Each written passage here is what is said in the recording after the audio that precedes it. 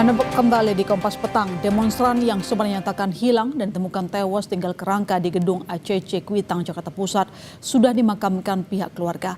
Komnas HAM menyebut total korban tewas pasca insiden demo berujung ricuh yang terjadi di sejumlah daerah menjadi 11 orang.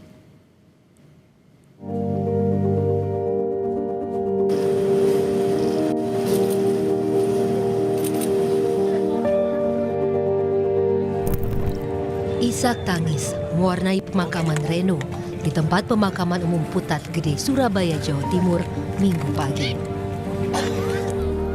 Sebelumnya, jenazah Reno tiba di rumah duka di kawasan Kampung Malang, Sabtu malam. Almarhum Reno Syaputra merupakan satu dari dua jenazah yang ditemukan sudah menjadi kerangka di sebuah gedung di kawasan Kuitang, Jakarta Pusat. Satu jenazah lainnya atas nama Muhammad Farhan. Keduanya menjadi demonstran dalam aksi unjuk rasa Agustus lalu. Keluarga Reno berterima kasih investigasi polisi untuk mencari keberadaan Reno dan Farhan yang hilang sejak akhir Agustus 2025.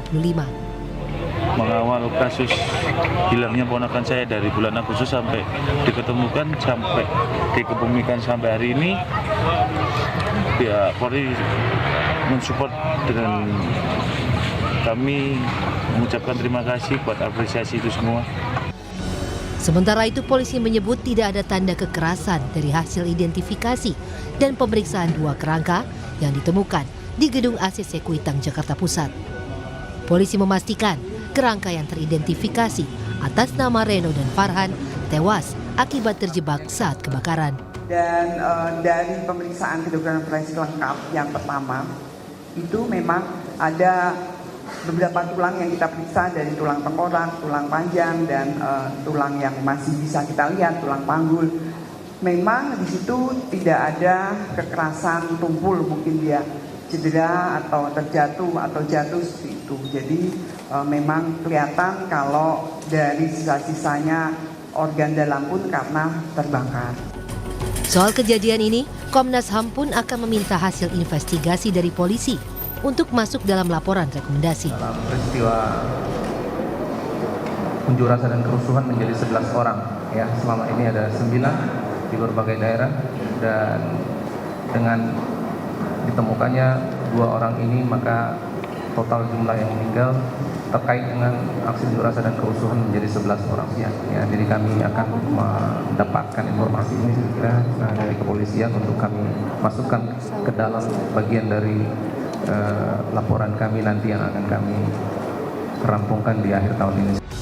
Ditemukannya Reno dan Farhan dalam keadaan tewas menambah daftar korban tewas pasca insiden demo berujung ricuh yang terjadi di sejumlah daerah pada Agustus lalu menjadi 11 orang. Tim Liputan Kompas TV. Demonstran yang sempat dinyatakan hilang dan ditemukan tewas tinggal kerangka di gedung ACC Kuitang, Jakarta Pusat. Kita bahas sebab kematian Farhan dan Reno. Kita bahas bersama sejumlah narasumber yang telah bergabung di Kompas Petang. Ada Yusuf Warsim Kompolnas dan Saurlin Siagian serta anggota Komnas HAM, dan Usman Hamid, Direktur Amnesty International. Selamat petang Mas Hamid, Bang Saur, Mas Yusuf. Selamat sore. Iya, selamat sore. Terima kasih telah bergabung. Saya coba ke Bang Saur dulu. Bang Saur, kemarin kan ikut hadir ya dalam konferensi pers saat Polri mengumumkan identitas jenazah yang ternyata 2 demonstran yang dinyatakan hilang. Apa yang jadi catatan Anda dari hasil temuan ini? Ya, Komnas HAM memang memiliki kesempatan untuk memiliki komunikasi yang lebih dalam dengan pihak Polda Metro Jaya, sehingga kita juga mendapatkan gambar visual yang utuh dari proses bagaimana 2 kerangka ini didapatkan, bagaimana diselidiki, dan kemudian bagaimana diurus, ya, sehingga kemudian 1 minggu berikutnya diumumkan ke publik. Pertama, kita dengan semua dokumen bukti yang mereka sampaikan ke Komnas HAM, kita memang sulit mengatakan bahwa itu bukan meninggal karena terbakar di titik yang di lantai 2 itu. Dan kalau kita lihat memang secara visual jalur evakuasi di lantai 2 itu satu-satunya jalur evakuasi yang buruk. Iya, kalau kita lihat itu ada jerjak-jerjak yang sangat teratur dan tidak bisa dibongkar dan menyebabkan orang tidak memiliki semacam escape route, sehingga sulit buat orang untuk lepas ketika terjadi situasi darurat di lantai 2 gedung itu. Nah, jadi antara lain kita masih pada posisi meyakini bahwa memang apa yang disampaikan Polda Metro pada Komnas HAM dengan keseluruhan proses yang mereka sampaikan memang benar diambil dari titik di lantai 2 itu dan kemudian diumumkan sebagai 2 orang yang hilang.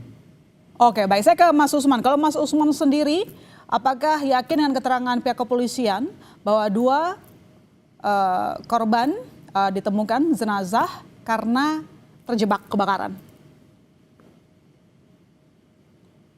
Suaranya belum keluar, Mas Usman. Maaf. Belum, Mas. Coba di-unmute lagi. Halo. Oke, aman. Silakan. Ya, kami menghormati temuan kepolisian tentang 2 kerangka manusia yang diidentifikasi sebagai Reno dan juga Farhan. Kami tentu sangat berduka kepada keluarga. Namun kami masih berpendapat bahwa investigasi independen harus tetaplah dibentuk atau dilakukan. Investigasi independen ini perlu dilakukan oleh sebuah tim investigasi yang tidak terkait langsung dengan kepolisian. Untuk apa? Untuk memastikan kebenaran objektif di dalam kasus ini. Misalnya dalam konteks pemeriksaan saksi, termasuk juga pemeriksaan forensik sampai dengan analisis toksikologi. Dan juga tentu saja peninjauan rekaman-rekaman CCTV yang mungkin masih tersedia. Mas Usman, kalau saya potong, maaf kalau saya potong, tadi Anda mengatakan ingin ada hasil yang objektif. Artinya Anda melihat temuan polisi yang sekarang terlalu dini untuk disimpulkan? Ya, kami menilai masih terlalu dini untuk mengatakan bahwa kematian Reno dan Farhan adalah kematian yang disebabkan oleh sebab yang wajar, misalnya karena terjebak di dalam peristiwa kebakaran itu. Belum ada kronologi yang lengkap bagaimana bisa sampai ke lantai 2 Reno dan Farhan tersebut.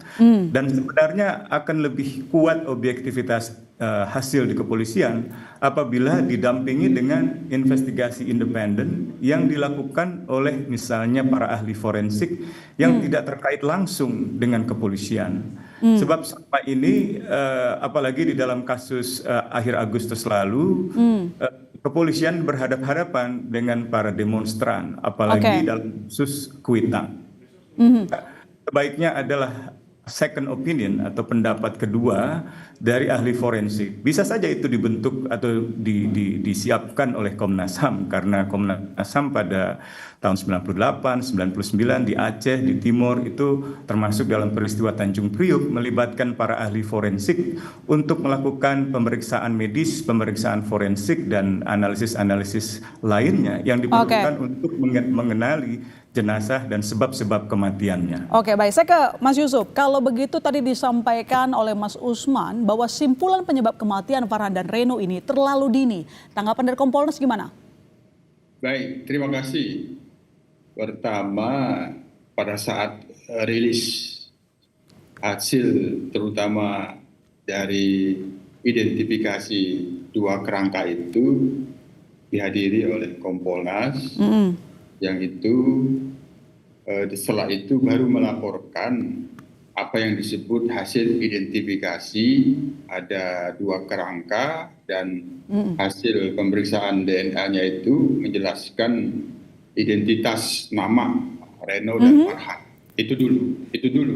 Nah, untuk selanjutnya tentu dalam hal ini apa yang disampaikan oleh Mas Usman, saya kira ini yang perlu kita lakukan klarifikasi dan monitoring lebih lanjut. Yang disampaikan Mas Usman itu sangat paham. Oleh karenanya kita pada saat ini tentu belum bisa menyimpulkan apakah terlalu dini atau tidak, tapi sejauh ini memang Kompolnas perlu melakukan pendalaman, Perlu melakukan pendalaman termasuk membentuk tim gabungan pencari fakta. Artinya dari Kompolnas pun belum yakin dengan simpulan dari polisi. Pendalaman beberapa fakta yang bisa menjelaskan kronologinya itu apa dan bagaimana. Ketika itu kronologinya dijelaskan terjebak, nah berarti kan fakta terjebak. Jangan sampai ada kronologi yang bisa menjelaskan bukan fakta terjebak. Oke. Apapun itu dulu. Nah, sementara yang kita dalami, dua peristiwa yang sangat penting untuk didalami. Pertama, ini berdasarkan kronologi yang kita terima sementara dulu. 19 September 2025, Puslapor melakukan pemeriksaan TKP di gedung ACC untuk memeriksa penyebab kebakaran. Itu 19 September. Ini perlu didalami. Perlu kami dalami sebagai pengawas kinerja kepolisian. Apakah pemeriksaan pada waktu itu dilakukan terhadap terjadinya kebakaran atau yang lainnya?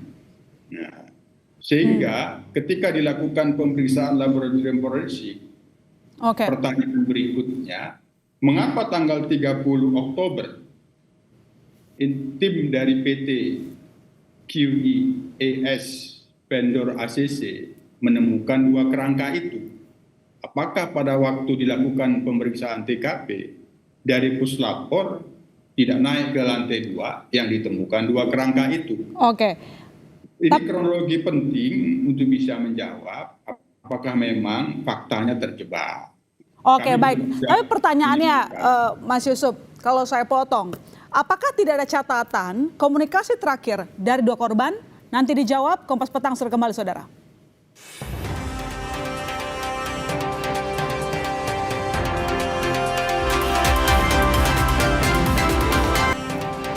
Mas Yusuf, kita lanjutkan pertanyaan saya tadi. Apakah tidak ada tanda-tanda ataupun bukti terakhir dua korban kontak komunikasi dengan siapa? Karena kematian korban diketahui lebih dari sebulan pasca kejadian. Mas Yusuf.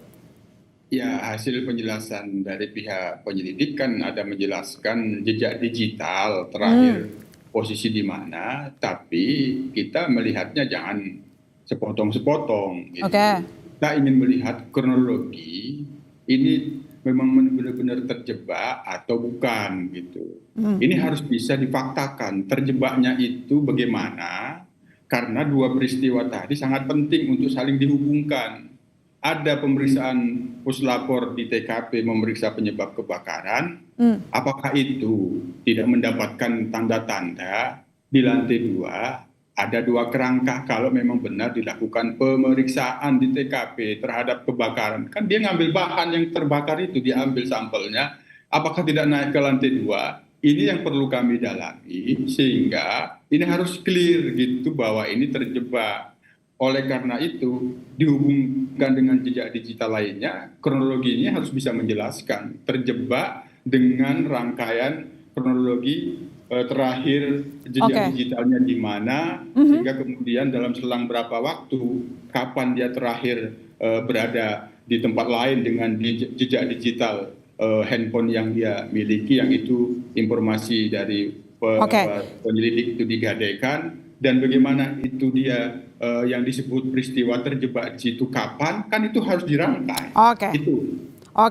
Baik, saya ke Mas Usman. Mas Usman, apakah yang Anda katakan tadi mencari objektivitas karena Anda mencurigai, maksudnya ya ini kan korban ditemukan lebih dari sebulan pasca kejadian. Apakah itu yang membuat Anda tidak yakin atau bahkan mengatakan tadi bahwa polisi menyimpulkan terlalu dini penyebab kematian korban?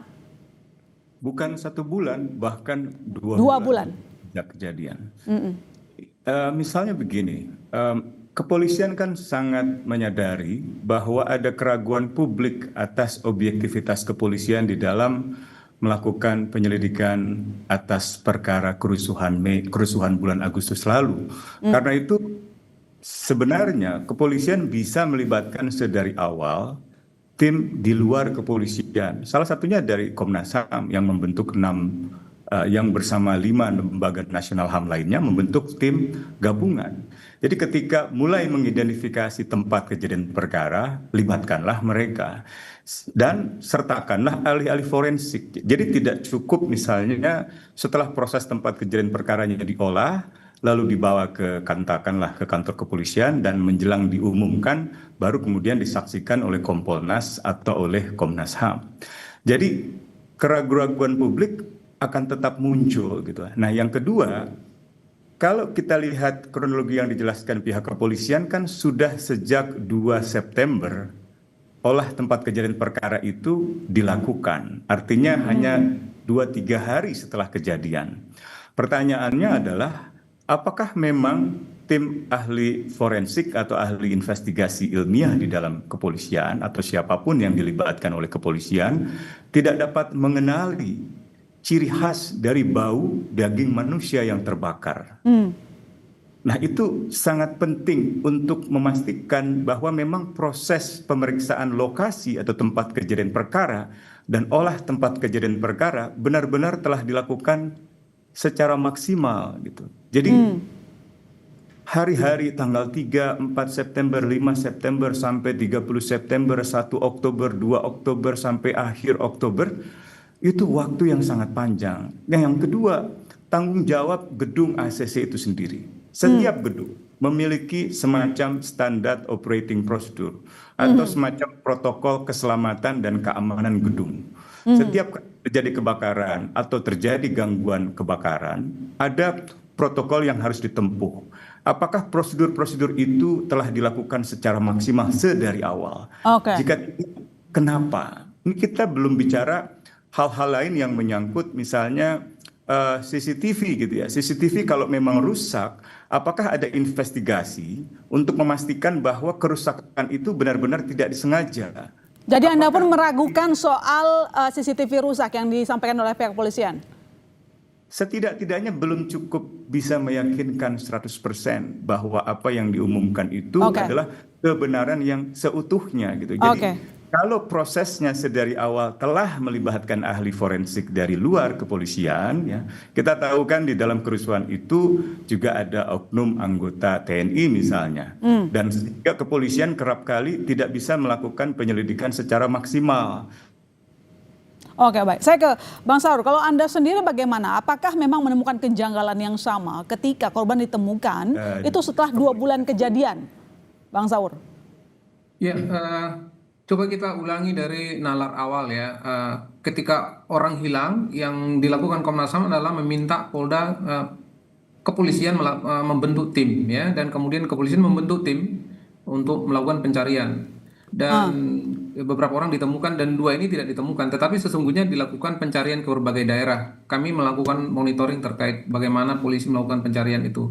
Kalau tadi yang disampaikan oleh Bang Usman, harusnya kecium gitu, misalnya bau busuk korban gitu. Itu Anda tidak curiga terkait hal yang sama, Bang Saur? Ini percakapan kita. Dalam percakapan kita, kepolisian menyampaikan tidak menduga bahwa meninggal gitu. Jadi sehingga pencarian dilakukan ke berbagai tempat di Indonesia. Dan kemudian terkait banyak hal yang masih dipertanyakan, posisi Komnas HAM sebenarnya kita juga masih melakukan pendalaman dan kita sedang menyurati berbagai pihak termasuk pihak ACC untuk dimintai keterangan. Jadi kami masih tetap juga melakukan pendalaman, namun apa yang kita ketahui saat ini masih secara indikatif kami sebut memang berada di sana, ditemukan di sana, jadi bukan diambil dari tempat lain. Dari visual yang kami dapatkan semuanya, kami memang sengaja meminta kepolisian tidak mengekspos temuan-temuan yang begitu vulgar supaya menghormati martabat jenazah juga ya. Jadi tapi kita menemukan banyak sekali visual-visual yang saya kira secara vulgar tidak perlu diungkapkan ke publik berlebihan. Saya kira itu kami sedang melakukan pendalaman dengan memanggil para pihak termasuk pihak ACC untuk memastikan banyak hal termasuk yang ditanyakan Bang Usman tadi. Jadi sampai sejauh ini apakah ada pihak keluarga korban yang mempertanyakan hasil temuan pihak kepolisian nggak, Bang? Sejauh ini yang banyak memberikan pertanyaan kepada Komnas HAM adalah dari pihak pendamping, ya. Dari pihak keluarga sepertinya tidak terlalu banyak menyampaikan keluhan ya terkait temuan ini. Oke, saya ke Mas Yusuf. Ini tadi Bang Usman punya banyak pertanyaan terkait dengan apa yang diumumkan oleh pihak kepolisian, bagaimana proses penemuannya, kemudian juga kesimpulan yang dianggap terlalu dini. Bagaimana menjawab kritikan dari Bang Usman tadi? Iya, itu memang perlu mendapatkan jawaban dari pihak Polri. Apa yang disampaikan oleh Mas Usman itu sangat masuk akal. Oleh karenanya kami sendiri Kompolnas tadi sudah saya sampaikan, kita menggarisbawahi betul yang disebut dengan terjebak. Fakta itu harus benar-benar clear, terjebak itu, sehingga meninggal yang hasil teridentifikasi itu sudah disampaikan, tapi fakta terjebak ini harus bisa benar-benar kita mendapatkan fakta-fakta, tidak ada peristiwa lain atau yang bukan disebut sebagai terjebak. Maka wajar jika Mas Usman tadi mengajukan pertanyaan-pertanyaan seperti itu, karena memang kronologi peristiwa yang disampaikan hingga disebut terjebak itu memang perlu mengundang pendalaman lebih lanjut gitu. Apakah dengan adanya olah TKP di bulan September itu memang sama sekali tidak mendapatkan satu tanda-tanda adanya dua kerangka, sehingga apabila memang tidak ada sama sekali, ini kan perlu diuji juga mengapa tim inspeksi PT QIS itu mendapatkannya pada tanggal 30 Oktober. Itu kan harus diurai dalam fakta bagaimana mereka terjebak di situ, cara mereka masuk ke gedung yang terbakar itu bagaimana caranya, itulah yang perlu kami dalami lebih lanjut, sehingga itu nanti bisa menjawab apa yang menjadi pertanyaan-pertanyaan Mas Ruman di samping yang dan menjawab keraguan publik ya, dan disampaikan dengan jelas oleh pihak kepolisian. Terima kasih Mas Yusuf, terima kasih Mas Usman, terima kasih Bang Saul telah bergabung di Kompas Petang. Selamat sore.